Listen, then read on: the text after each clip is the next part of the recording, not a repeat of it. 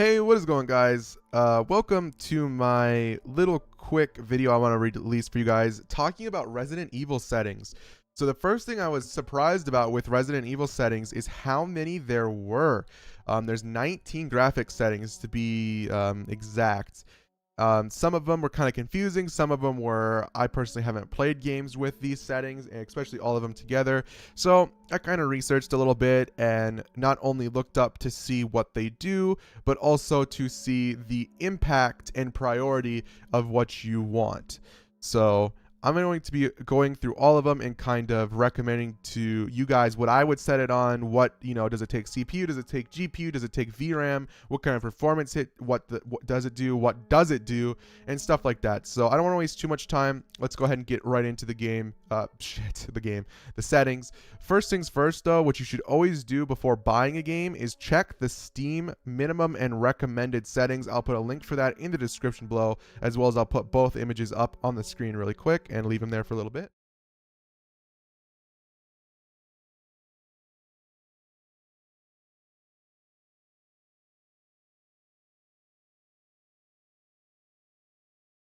So let's get this going. Screen resolution, very straightforward. You want your native resolution of the monitor you're playing on. Mine's 1920 by 1080, as is most of yours. Refresh rate depends on your monitor. If you have a 60 hertz monitor, set it to that. 75, set it to that. I have a 144 hertz, so personally, that's where I'm keeping it. Your display mode is, once again, pretty personal preference. You have windowed mode, you had borderless window, which is windowed full screen, or just plain up full screen. I prefer borderless windowed. I have heard of many people losing frames when they're not playing in full screen, so maybe check it. Maybe play, let's say your preference is borderless window. Maybe try to play in full screen for a bit and look at your FPS and see if it's drastically changing. Mine doesn't change at all for this game. Sometimes it does for me, but this game I've had no problems with changing from borderless to full screen, so just check it.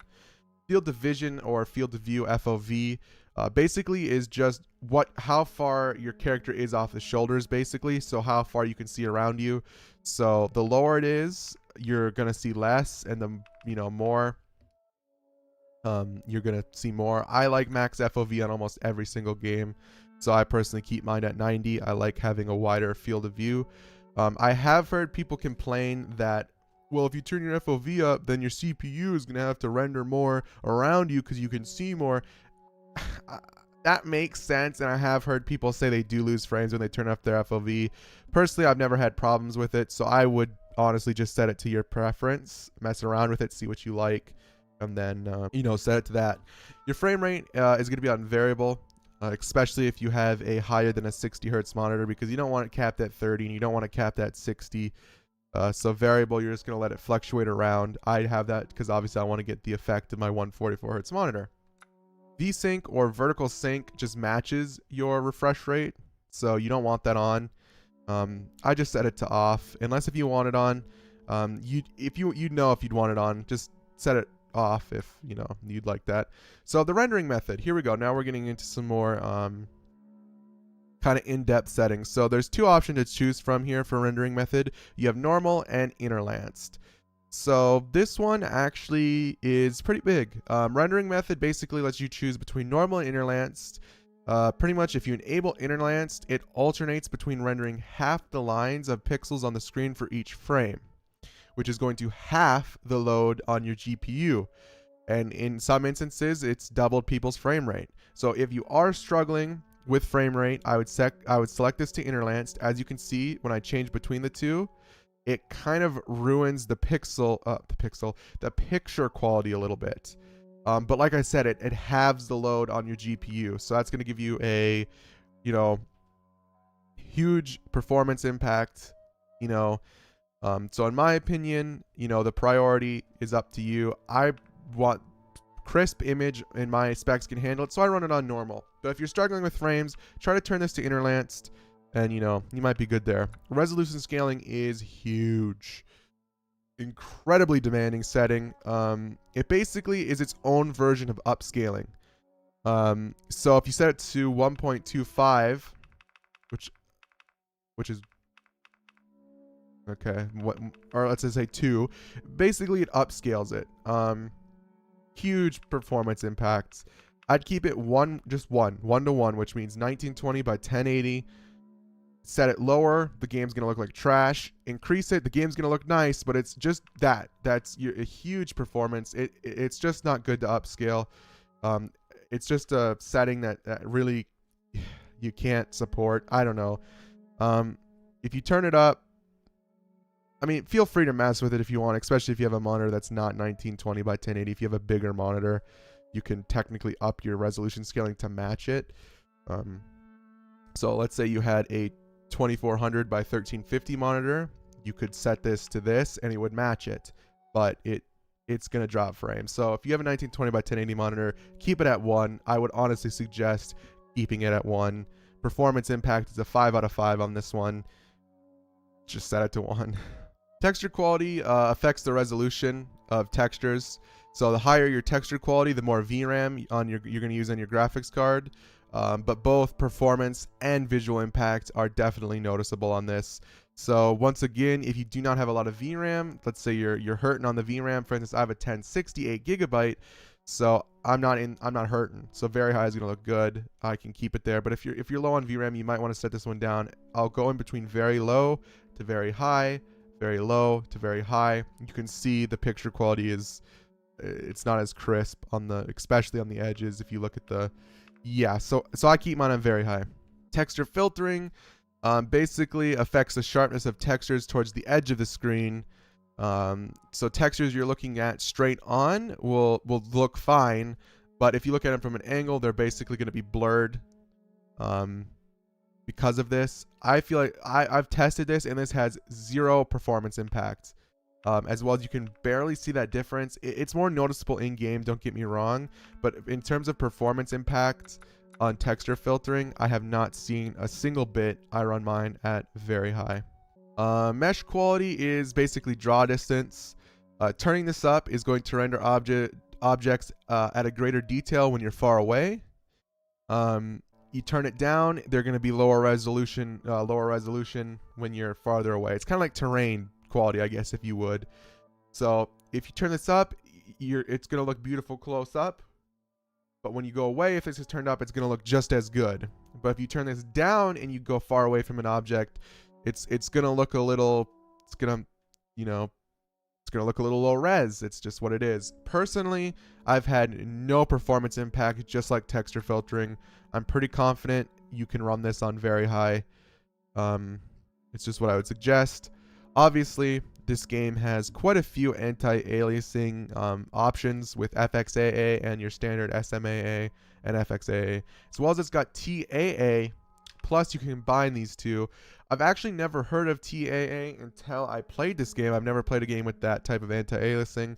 I've tried just TAA and I've tried the mixer to see if I liked it, and personally I didn't really care for it. FXAA plus the TAA, I never noticed anything different, honestly, and I didn't really like the feel of this, so I just run mine FXAA. That's my personal preference. Anything with an anti-aliasing, I run this. It's up to you, of course. Test them all out, see what performance is like. You're probably not going to see any FPS difference between running them. It's all personal preference there, so check them out, see what you like. You probably already have one if you play games. Motion blur, it's completely taste. If you like it, you like it. If you don't, you don't. Simulates camera movement pretty much. It's supposed to be a realism effect. When you turn or do a motion, pretty much, it has a blur. According to the statistics that I'm looking at, if you really want a number crunch, it will have a 2.2%. It will shave 2.2% off your frame rate if you have it on. So I don't want it on. I don't think it's realistic at all. I think it's trash. I despise of anyone that uses motion blur on any game. It's annoying. It's blinding. It gets in the way. It's not real, and it's gonna shave 2.2% of your frames. So I would suggest it off. Effects rendering. Basically the rendering of special effects. It's pretty straightforward. So things like sparks and stuff like that. It's pretty few and far between when you actually have to use this effect. So you can set it on high, which is max, and when you get the effect, you might have a slight frame drop, but It's not going to be huge, like significantly noticeable. Plus, trust me, when this effect happens, you're not going to be looking at your FPS. So I'm pretty confident you can run this on high. Depth of field is another realism effect. It's similar to motion blur. It distorts anything which is out of the player's focus. So let's say you pick up your phone in real life and you're looking and focusing on it. Everything around your peripheral vision is going to be slightly blurred. Note, in real life I said slightly. With this on, it's going to absolutely 100% blur everything around it. Plus, it's not really real because you're not always focusing on the main thing a lot of the times. It has no performance hit. It's once again taste. I prefer it off because I don't think it's real. It's up to you guys, personal opinion. Shadow quality. This one's actually a pretty big one. It's pretty straightforward. It's the quality of shadows. You can set it to very high and they'll be crisp and sharp, and set it to very low and they'll be blocky.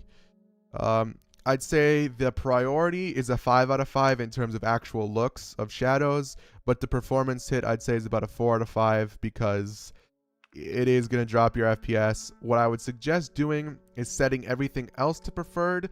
Look at your FPS. If it's struggling, kick it down. If it's struggling, kick it down. If it's struggling, kick it down, you know, until it's not. So let's just say you're on very high and you're getting 45 FPS or 55 FPS.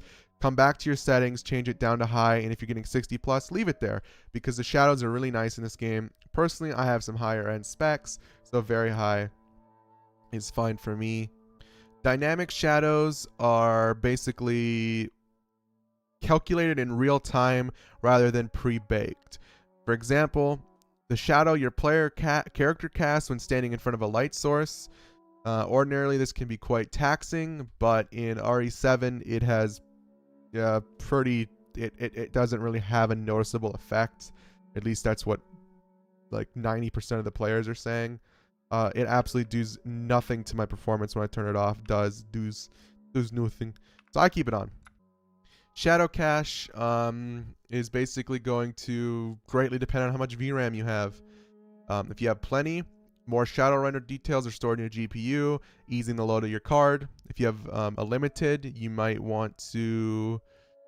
it could increase render times pretty much. So if you have a lot of VRAM, for instance, if you're looking like me for I have 8, if you have a Titan and you got 12, you're going to easily be able to keep this on. But if you're struggling, just like the other setting, you're going to probably want it off.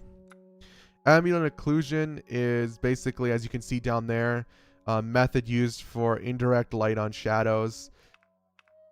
If you're going to run SSAO, make sure you set it to the variable one because that's what you're set to for FPS.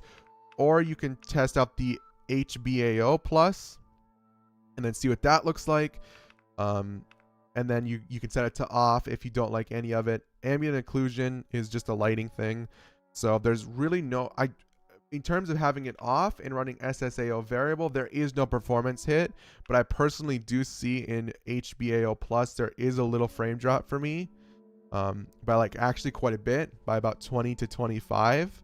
And I don't think it looks that great. Personally, I don't see it. So once again, every eye is different. Everyone's specs are different. So test that one out yourself. I actually like the Ambient Occlusion SSAO variable. And that's pretty much what I run my settings on. So I hope that explained it to you. If you guys have any questions or problems, feel free to leave them in the comment section below and I will get back to you ASAP. If this did help you, make sure you leave a like and subscribe for more videos. I'm currently doing a Let's Play on this, as well as I upload other games. You can check my Twitch and Twitter out in the description below. I want to thank you guys a ton for watching, and until next time, guys, have a good one. I can hear her. I can feel her clawing her way back inside of me. You just stabbed your way inside of me, so... Oh, shit. Leave me alone. Bay's slightly autistic.